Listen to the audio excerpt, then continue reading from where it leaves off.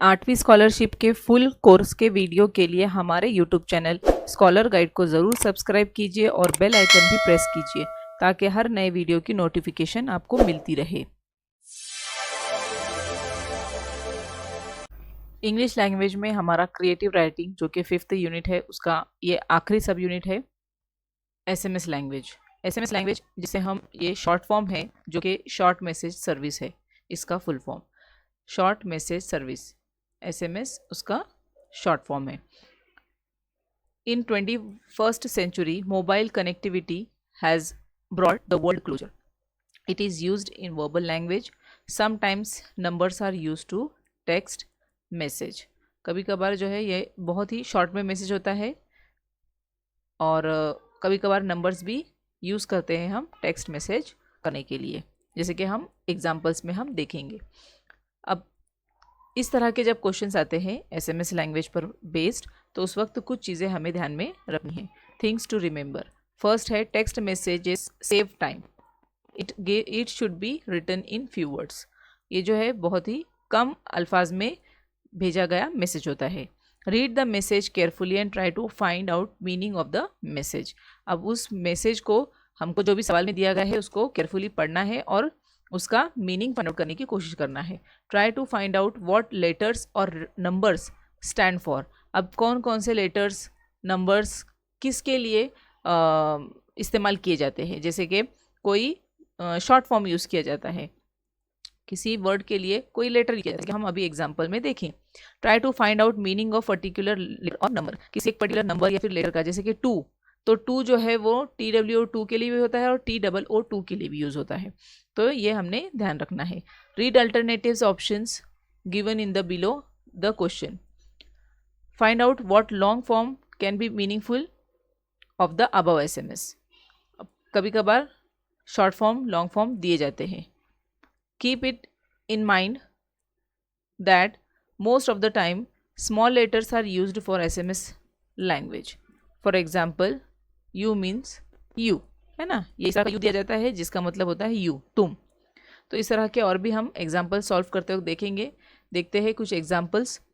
Sample question है GM, capital GM means, यानी ये GM का क्या मतलब होता है, good morning, good man, good मे या फिर गुड मोले। तो यहाँ पे गुड मॉर्निंग के लिए एसएमएस जब करते हैं तो उस वक्त GM का मतलब होता है गुड मॉर्निंग। फर्स्ट वाला ऑप्शन सही है हमारा। सेकेंड वाला क्वेश्चन देखते हैं। Vikas sent message to his friend, bring your maths notebook when you come to school. अब विकास ने उसके दोस्त को एक मैसेज सेंड किया है कि तुम्हारी मैथ्स की नोटबुक लेकर आओ जब स्कूल आएंगे। His friend replied by sending SMS के what does it mean.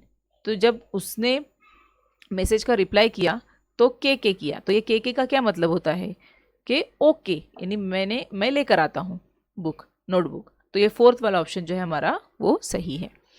Next है Radhika text a joke to her friends on WhatsApp. WhatsApp पे राधिका ने एक जोक टेक्स्ट की है। शी गेट्स रिप्लाई HH, है ना, तो she is confused and doesn't understand message. अब उसने HH जो डबल मर्तबा लिखा गया है स्मॉल लेटर में, उस रिप्लाई को वो समझ नहीं पाई है, तो उसका क्या मतलब होता है। तो जब वो जोक था तो उसके ऊपर HH किया गया है, यानी इसका मतलब हा। सेकेंड नंबर का ऑप्शन जो कि हंसा गया है उसके ऊपर।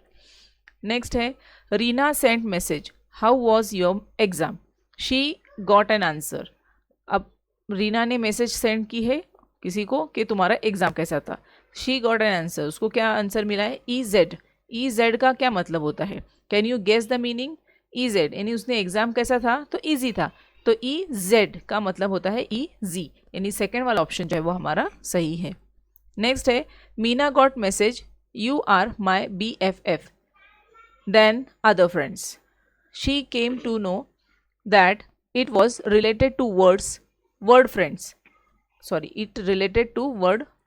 फ्रेंड। What's your opinion. यहाँ पर BFF का क्या फुल फॉर्म हो सकता है, देखिए यहाँ पर फर्स्ट ऑप्शन है best few friends, friend, better from friend, best for friend या बेस्ट फ्रेंड फॉर एवर।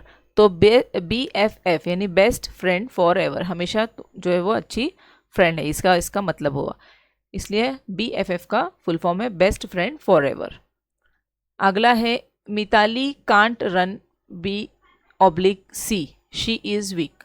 देखिए एक सेंटेंस ही है जो कि कंप्लीटेड है, इन्वर्टेड कॉमा में दिया गया है और इस सेंटेंस के बीच में ही B/C कैपिटल में दिया गया है। Choose correct alternative which tells meaning of the word underline. यहाँ पे अंडरलाइन तो नहीं किया गया है लेकिन ये वाले वर्ड का मीनिंग पूछा गया है B/C। तो यहाँ पे सेंटेंस अगर हम पढ़ते हैं Mitali can't run she is weak, तो बिकॉज होगा क्योंकि वो दौड़ नहीं सकती, क्योंकि वो कमजोर है, वीक है। तो बिकॉज का मतलब होता है BC का मतलब होता है बिकॉज, यानी थर्ड ऑप्शन हमारा करेक्ट है। नेक्स्ट है please someone pick me up at railway station, find out correct alternative for underline word someone. तो यहाँ पर किसी के लिए कहा गया है कि कोई मुझे पिक करे, तो समवन ये है, समवन, ये जो 4 वाला ऑप्शन सही है। यहाँ पर समवन, देखिए यहाँ पे जो दिए गए दूसरे ऑप्शन वो सब रॉन्ग है, सेम वन है। सम, ये सम जो है वो एडिशन वाला सम है समवन, और ये सम, लेकिन ये वन जो है वो विक्ट्री वाला है वन। तो ये भी तीनों भी ऑप्शन रॉन्ग है, फर्स्ट वाला ऑप्शन हमारा सही है someone. Reach the hotel before before evening, find out correct alternative for underline words. Before evening, B4 बोला गया है, ये जो है BEFORE बिफोर यानी पहले, उसके लिए बिफोर इस तरह का शॉर्ट फॉर्म यूज़ किया गया है। ये SMS लैंग्वेज बोलते हैं इसे, बिफोर इवनिंग, इवनिंग से पहले। ये B4 का मतलब होता है BEFORE, 4 नंबर वाला ऑप्शन हमारा करेक्ट है। नेक्स्ट है I have 2 books, the books are too heavy. तो यहाँ पे टू अंडरलाइन किया गया है, choose 2 correct alternative of the underline words. अब इस 2 का मतलब क्या होता है और इस 2 का मतलब क्या होता है, हमें 2 करेक्ट अल्टरनेटिव चूज करने हैं। तो आई हैव 2 बुक्स, तो इससे हमें जाहिर हो रहा है कि ये 2 बुक्स यानी 2, मेरे पास 2 किताबें है, तो ये 2 का मतलब होता है 2।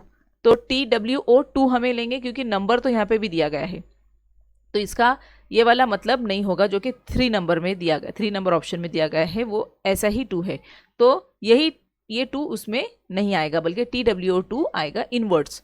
The books are too heavy, तो ये 2 का मतलब होता है बहुत ज़्यादा हैवी है, तो ये 2 वाला TWO2 वाला 2 है।